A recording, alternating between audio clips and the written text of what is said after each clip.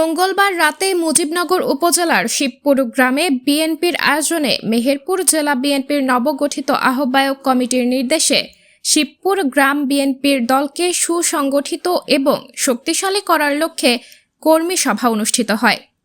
সভা অনুষ্ঠানের প্রধান অতিথি ছিলেন জেলা বিএনপির সদস্য সচিব অ্যাডভোকেট কামরুল হাসান।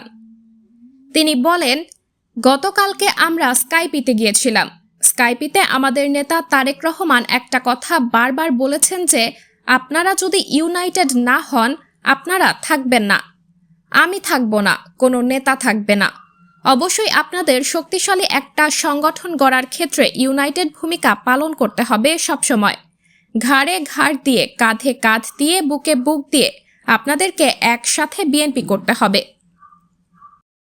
আজকের এই কর্মী সভা অনুষ্ঠানের সম্মানিত প্রধান অতিথি, বিশেষ অতিথি এবং সামনে উপবিষ্ট সকলকে ধন্যবাদ জানিয়ে আজকের এই কর্মী সমাবেশ সফল করার জন্য যারা এখানে আজকে উপস্থিত হয়েছেন প্রত্যেককে আমার অন্তর থেকে ধন্যবাদ জানাচ্ছি এবং আগামীতে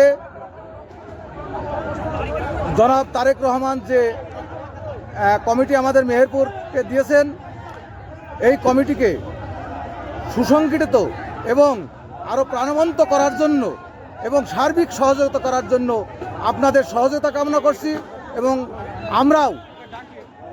আমি ব্যক্তিগতভাবে এই কমিটিকে সার্বিক সহযোগিতা করব এই অঙ্গীকার এবং প্রত্যাশা করি।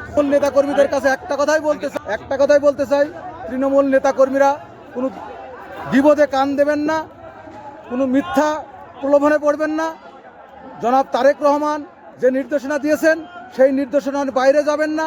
তারেক রহমান যে কমিটি আমাদেরকে উপহার দিয়েছেন সেই কমিটিকে আমরা আরও সুসংগঠিত করব এবং সেই কমিটি থেকে সার্বিক সহযোগিতা করব।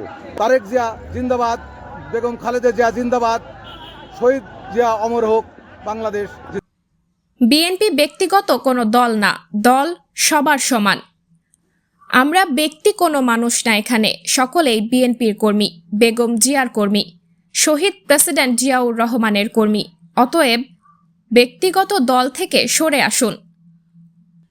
নবগঠিত আহ্বায়ক কমিটির কর্মী সভায় মুজিবনগর উপজেলা যুবদলের সদস্য সচিব আনোয়ারুল ইসলামের সঞ্চালনায় প্রধান বক্তা হিসেবে উপস্থিত ছিলেন জেলা বিএনপির ১ নং যুগ্ম আহ্বায়ক ও মুজিবনগর উপজেলা বিএনপির সভাপতি আমিরুল ইসলাম।